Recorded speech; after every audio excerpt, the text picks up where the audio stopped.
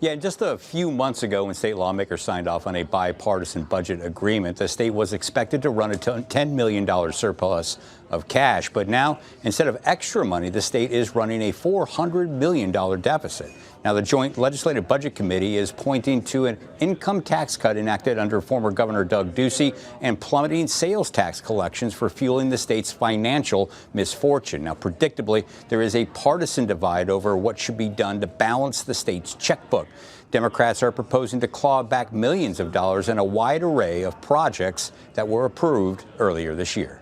Also, in last year's budget, there were hundreds of millions of dollars that went towards in-district pork projects. This was the majority caucus, the Republicans, who, the way they got their votes lined up on their side was by giving in-district roads to individual legislators.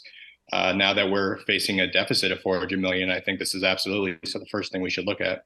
Now, Governor Hobbs and Democratic lawmakers are also looking to rein in the state's school voucher program as one way to save money. The program allows parents to send their kids to private schools with taxpayer money, but enrollment has exceeded expectations along with the cost, and the governor has raised claims about wasteful spending. Now, Republicans have been rejecting a lot of the claims being made about the voucher program by Governor Hobbs, and I just got a statement from the Republican chairman of the House Appropriations Committee, and he told me that he's looking at some government efficiencies, which tells me that they may be looking to make some targeted cuts to state programs as one way to deal with this $400 billion projected deficit. Guys, back to you.